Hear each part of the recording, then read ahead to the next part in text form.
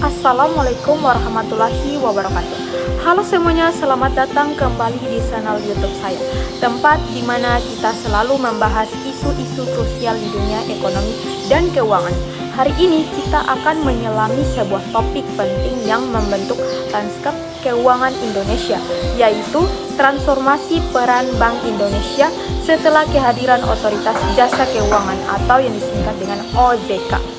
Dalam konteks ekonomi Indonesia, perubahan peran BI ini bukan sekedar penyesuaian administratif. Ini adalah langkah strategis yang sangat penting untuk menjaga stabilitas ekonomi dan sistem keuangan kita. Sejak OJK dibentuk untuk mengambil alih tugas pengawasan dan regulasi sektor jasa keuangan, BI harus menyesuaikan fungsinya agar tetap relevan dan efektif. Mari kita telusuri bagaimana bank sentral kita beradaptasi dan bagaimana kolaborasi ini bekerja. Sejarah Bank Indonesia dan kehadiran OJK. Sejarah singkat Bank Indonesia. Untuk memahami transformasi ini, kita perlu melihat ke belakang. Bank Indonesia (BI) didirikan pada tahun 1953 dengan tujuan utama sebagai bank sentral. Sejak kelahirannya, BI memegang peranan krusial dalam dua bidang utama, kebijakan moneter, monetary policy, dan pengaturan sistem keuangan di Indonesia. Seiring berjalannya waktu, peran ini terus berkembang untuk menghadapi berbagai tantangan ekonomi global dan domestik. Kehadiran OJK, perubahan besar datang dengan dibentuknya Otoritas Jasa Keuangan atau OJK pada tahun 2011. Tujuan pembentukan OJK dibentuk dengan mandat untuk mengambil alih fungsi pengawasan dan pengaturan seluruh sektor jasa keuangan. Fokus OJK tujuannya jelas, melindungi konsumen keuangan dan memastikan sistem keuangan secara keseluruhan. Kehadiran OJK secara otomatis membawa perubahan signifikan dalam struktur pengawasan dan sektor keuangan. Sejarah Bank Indonesia (BI). Sejarah Bank Indonesia sebagai Bank Sentral Republik Indonesia berawal dari lembaga perbankan pada masa kolonial Belanda, yaitu Die Javas Bank atau yang disingkat dengan DZB. Masa kolonial Die Javas Bank (DZB), pendirian 1828. DZB didirikan pada tanggal 11 Maret 1828 berdasarkan aktori piagam yang dikeluarkan oleh Raja Willem I dari Belanda. DZB berfungsi sebagai bank sirkulasi, yaitu bank yang memiliki hak untuk mencetak dan mengedarkan uang golden di wilayah Hindia Belanda. Perkembangan DZB berkembang pesat, membuka banyak kantor cabang di berbagai kota di Nusantara. Masa pendudukan Jepang 1942 sampai 1945. Setelah kedatangan Jepang, aset DZB dipindahkan ke luar negeri dan peran bank sirkulasi sempat diambil alih oleh Bank Militer Jepang. 2. Masa awal kemerdekaan hingga nasionalisasi. Penerbitan ORI 1946, pemerintah Indonesia menerbitkan Oeng Republik Indonesia atau disingkat dengan ORI sebagai mata uang sah pertama, sementara uang Jepang dan uang Belanda dinyatakan tidak berlaku pada masa awal kemerdekaan. Tugas menjaga keseimbangan mata uang sempat diemban oleh Bank Nasional Indonesia 46 BNI. Konferensi Meja Bundar KMB 1949, hasil KMB menempatkan DZB sebagai bank sirkulasi untuk Republik Indonesia Serikat atau disingkat dengan RIS. Nasionalisasi DZB 1951 sampai 1953. Muncul desakan kuat untuk menasionalisasi DZB sebagai wujud kedaulatan ekonomi. Proses nasionalisasi dilakukan melalui Pembelian 97% hingga 99,4% saham DJB oleh pemerintah RI. Berdirinya Bank Indonesia 1 Juli 1953. Pemerintah RI menerbitkan Undang-Undang Nomor 11 Tahun 1953 tentang Pokok Bank Indonesia yang secara resmi menggantikan DJB yang mendirikan Bank Indonesia sebagai Bank Sentral Republik Indonesia. 3. Perkembangan pasca kemerdekaan. Undang-Undang Nomor 13 Tahun 1968 mengembalikan tugas BI sebagai Bank Sentral dan menghentikan status BI sebagai unit bank pemerintah. Krisis moneter 1997 atau 1998, krisis ini mengungkapkan kelemahan sistem perbankan dan perlunya BI yang independen. BI independen. Undang-Undang Nomor 23 Tahun 1999, undang-undang ini menjadikan BI sebagai lembaga negara yang independen, bebas dari campur tangan pemerintah dan memiliki tujuan tunggal untuk mencapai dan memelihara kestabilan nilai rupiah. Undang-undang ini juga mengamanatkan pembentukan lembaga pengawas sektor jasa keuangan yang independen, cikal bakal OJK. Mandat terbaru Undang-Undang Nomor 4 Tahun 2023 tentang P2SK. Undang-undang ini memberikan mandat baru bagi BI untuk turut serta dalam penguatan sektor keuangan nasional.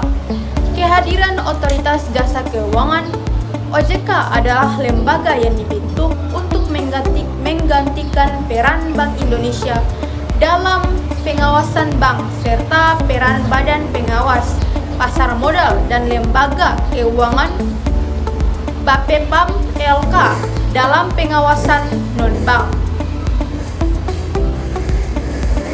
1. Latar belakang pembentukan. Amanat Undang-Undang BI, ide pembentukan lembaga pengawas independen muncul sejak Undang-Undang Nomor 23 Tahun 1999 tentang BI yang mengamanatkan bahwa tugas pengawasan bank akan dilakukan oleh lembaga pengawas sektor jasa keuangan yang independen. Krisis moneter 1997 atau 1998. Krisis menunjukkan bahwa fungsi pengaturan moneter dan pengawasan bank yang saat itu berada di BI perlu dipisahkan untuk menciptakan fokus dan efektivitas yang lebih baik. BI perlu fokus pada stabilitas makroekonomi atau moneter, sementara pengawasan mikro, individu bank dan lembaga keuangan dilakukan oleh lembaga terpisah. 2. Dasar hukum dan pendirian. Dasar hukum OJK dibentuk berdasarkan Undang-Undang Nomor 21 Tahun 2011 tentang Otoritas Jasa Keuangan. Pendirian OJK resmi didirikan dan mulai beroperasi secara bertahap. 31 Desember 2012, pengawasan industri keuangan non-bank IKNB dan pasar modal beralih dari Kementerian Keuangan dan Bapepam LK ke OJK.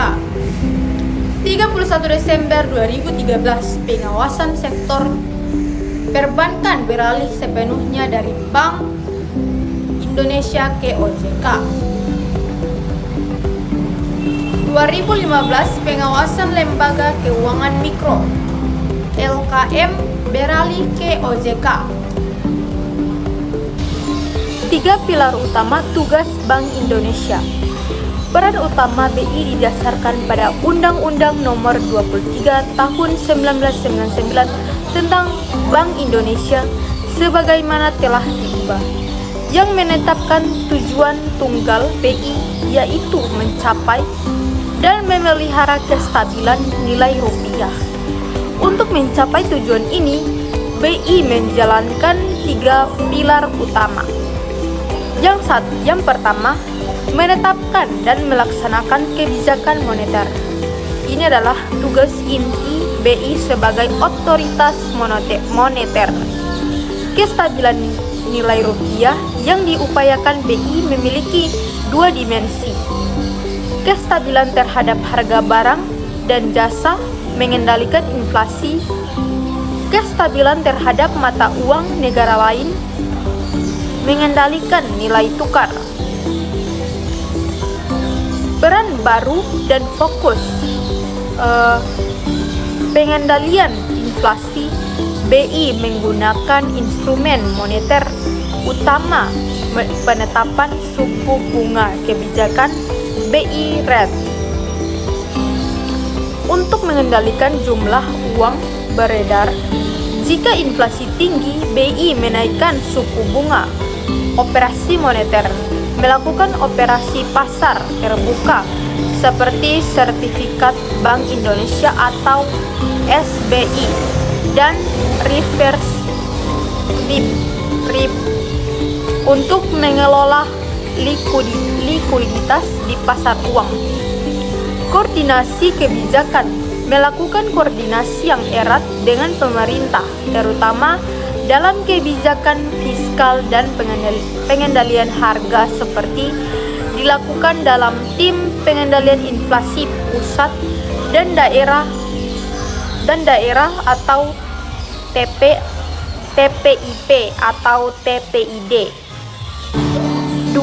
Mengatur dan menjaga kelancaran sistem pembayaran BI, bertindak sebagai regulator, operator, dan fasilitator dalam sistem pembayaran yang mencakup transaksi tunai dan non-tunai. Kelancaran sistem pembayaran sangat krusial bagi stabilitas ekonomi. Peran baru dan fokus penerbitan uang. BI adalah satu-satunya lembaga yang berhak mengeluarkan, mendengarkan, dan mencabut uang rupiah, baik kertas maupun logam. Sistem pembayaran nilai besar mengoperasikan sistem pembayaran untuk transaksi bernilai besar dan mendesak seperti BIRTIS atau Real Time Gross Settlement dan BISSSS Scriptless Securities Settlement System, memastikan risiko antar bank terkelola, inovasi dan regulasi fintech, mengawasi dan meregulasi inovasi sistem pembayaran digital termasuk KRIS Quick Response Code, Indonesia Standard, dan BI Fast, layanan transfer dana retail dan cepat untuk menjaga keamanan dan efisiensi. 3. Menjaga stabilitas sistem keuangan atau disingkat dengan SSK setelah fungsi pengawasan mikroprudensial bank per individu diserahkan ke OJK. Peran BI dalam SSK menjadi fokus pada aspek makroprudensial atau stabilitas sistem keuangan secara keseluruhan. Peran baru dan fokus kebijakan makroprudensial. BI berhak menetapkan kebijakan untuk memitigasi risiko sistemik. Contoh kebijakan ini adalah rasio LTV, loan to value, untuk kredit properti atau rasio DP atau uang muka untuk kredit kendaraan. Kebijakan ini bertujuan untuk menjaga agar kredit tidak tumbuh berlebihan yang dapat membahayakan stabilitas. Penelitian dan pemantauan SSK melakukan riset dan analisis stres tes untuk mendeteksi kerentanan yang dapat menimbulkan krisis sistemik. Jaringan pengaman keuangan. BI terlibat aktif dalam forum koordinasi stabilitas sistem keuangan FKSSK bersama OJK, Kementerian Keuangan, dan lembaga penjamin simpanan LPS untuk merumuskan penanganan krisis, pengaturan dan pengawasan makroprudensial. Meskipun OJK mengawasi bank, BI tetap memiliki wewenang untuk menetapkan regulasi yang bersifat pencegahan risiko sistem terhadap bank dan sektor keuangan secara keseluruhan. Peran baru Bank Indonesia pasca OJK. Dengan dialihkannya fungsi pengawasan perbankan kepada OJK, Bank Indonesia kini berfungsi pada 3 pilar utama. Yang pertama, pengendalian inflasi. BI bertanggung jawab menjaga stabilitas nilai mata uang rupiah dari sisi inflasi melalui instrumen kebijakan moneter. Yang kedua, stabilitas nilai tukar. Menjaga nilai tukar rupiah agar tetap stabil dan mendukung daya saing ekonomi nasional. Yang ketiga, pengaturan sistem perbankan. BI kini berfokus pada pengaturan sistem secara makroprudensial, memastikan sistem perbankan secara luas berjalan efisien dan stabil.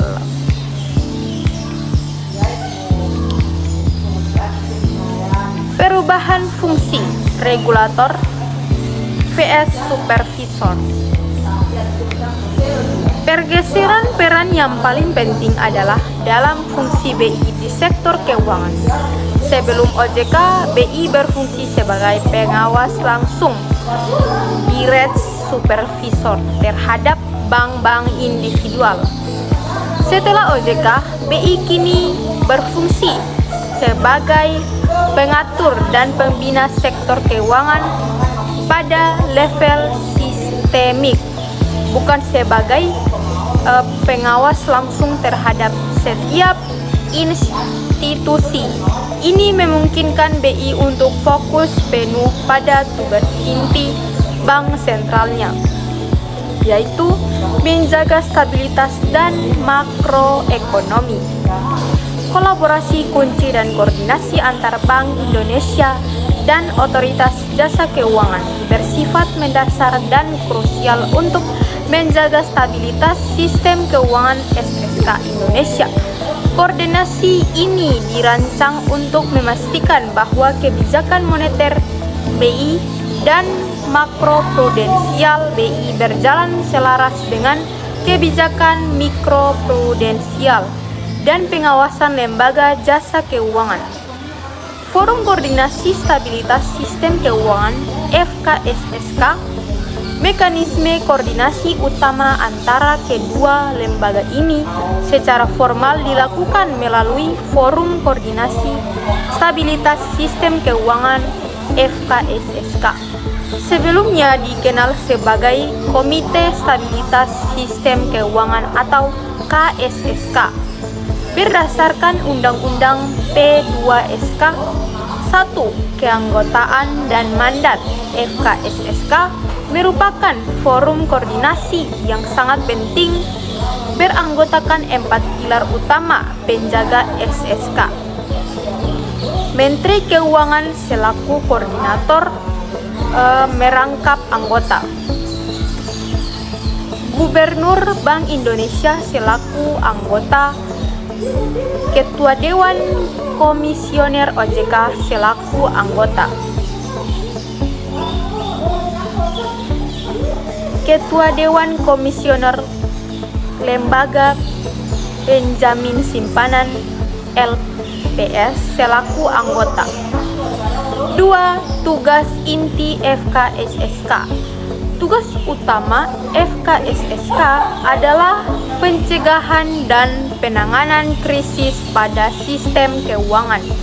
Dalam kondisi normal, FKSSK wajib melakukan pemantauan dan evaluasi terhadap SSK secara berkala, membuat rekomendasi kebijakan kepada masing-masing anggota untuk memelihara stabilitas. melaksanakan protokol manajemen krisis saat kondisi darurat. Kolaborasi kunci BI dan OJK. Di luar FKSSK, koordinasi BI dan OJK berfokus pada pertukaran informasi dan penyesuaian regulasi di bidang yang saling berkaitan. 1. Koordinasi kebijakan makroprudensial dan mikroprudensial. Ini adalah jantung kolaborasi BI dan OJK pasca pemisahan fungsi pengawasan. BI makroprudensial menetapkan kebijakan untuk memitigasi risiko sistemik yang berasal dari sektor keuangan secara keseluruhan. Misalnya menetapkan rasio loan to value atau LTV untuk kredit. OJK mikroprudensial mengawasi kebijakan makroprudensial tersebut di tingkat lembaga keuangan individu. Misalnya memastikan bank mematuhi rasio LTV yang ditetapkan BI serta menetapkan aturan kesehatan bank per individu seperti permodalan minimum.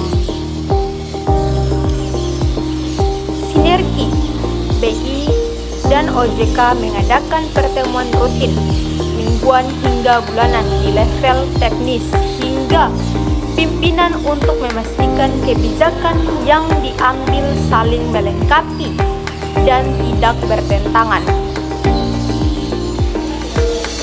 Yang kedua, penanganan bank bermasalah, likuiditas, dan solvabilitas. Kerjasama ini diatur melalui kesepakatan bersama KB dan bersifat operasional, terutama terkait pinjaman likuiditas jangka pendek, PLJP, dan pembiayaan likuiditas jangka pendek syariah, PLJPS. Bank solven mampu bayar tapi sulit likuiditas. Jika ada bank yang sehat solven, namun tiba-tiba kekurangan dana tunai likuiditas, BI dapat memberikan PLJP atau PLJPS sebagai lender of the last resort. Peran OJK bertugas menilai status solvabilitas, kesehatan, permodalan bank tersebut sebelum BI menyalurkan PLJP, memastikan dana BI hanya diberikan kepada bank yang dinilai masih sehat. 3. Pertukaran informasi dan data kolaborasi ini vital untuk pengambilan keputusan berbasis risiko. Data bank OJK menyediakan data kesehatan bank, laporan pengawasan, permodalan, dan non-performing loan atau NPL, dan lain-lain kepada BI untuk digunakan dalam analisis risiko sistemik makroprudensial oleh BI. Data moneter BI menyediakan data moneter dan makroekonomi, inflasi, nilai tukar, suku bunga acuan kepada OJK sebagai input OJK dalam menetapkan kebijakan pengawasan dan regulasi sektor jasa keuangan. Integrasi pelaporan. Kedua lembaga bersama LPS bekerja untuk mengintegrasikan pelaporan perbankan agar data yang digunakan memiliki definisi dan format yang seragam, memudahkan analisis dan pengawasan. 4. Penguatan keamanan siber. Mengingat sektor keuangan sangat bergantung pada teknologi digital, BI dan OJK berkolaborasi dalam menjaga ketahanan siber. Tujuan mengelola dan memitigasi risiko serangan siber yang dapat mengganggu sistem pembayaran otoritas BI dan operasional lembaga jasa keuangan otoritas OJK. wujud kolaborasi, perumusan peta jalan, perlindungan infrastruktur, informasi vital, sektor keuangan, pemantauan insiden siber bersama, serta koordinasi standar keamanan. Kolaborasi ini memastikan bahwa meskipun tugas moneter, makroprudensial, dan mikroprudensial dipisahkan, stabilitas sistem keuangan tetap terjaga melalui sinergi kebijakan. Dampak dan tantangan. Dampak positif pada sektor perbankan. Transformasi ini membawa dampak positif terutama pada sektor perbankan. Peningkatan tata kelola. Bank-bank di Indonesia kini dituntut untuk lebih transparan dan akuntabel. Kepercayaan masyarakat, kepatuhan terhadap regulasi yang ditetapkan OJK ini pada akhirnya meningkatkan kepercayaan masyarakat terhadap sistem perbankan. Tantangan yang dihadapi. Meskipun ada banyak kemajuan, BI dan OJK tidak luput dari tantangan. Perubahan teknologi, perkembangan fintech, dan digitalisasi memerlukan regulasi yang adaptif dan cepat. Risiko sistemik. Ancaman risiko sistemik yaitu potensi kegagalan yang dapat melumpuhkan seluruh keuangan, harus terus diantisipasi. Adaptasi yang cepat terhadap perubahan ini sangat penting untuk mempertahankan stabilitas dan menjaga kepercayaan publik terhadap sistem keuangan. Inovasi dan peran edukasi BI. Inovasi dalam kebijakan moneter. Dalam menghadapi tantangan dan tuntutan global, BI terus memperkenalkan inovasi dalam kebijakan moneter. Tujuan inovasi ini dirancang untuk meningkatkan efisiensi dan efektivitas BI dalam mengendalikan inflasi. Dampak pada saat yang sama, inovasi kebijakan ini juga berfungsi untuk mendukung tercapainya pertumbuhan ekonomi yang berkelanjutan di Indonesia. Peran edukasi dan literasi keuangan. Selain tugas utamanya, Bank Indonesia juga secara aktif menjalankan peran dalam edukasi dan literasi keuangan masyarakat. Tujuan program edukasi ini bertujuan untuk meningkatkan pemahaman publik mengenai produk dan layanan keuangan. Inklusi keuangan.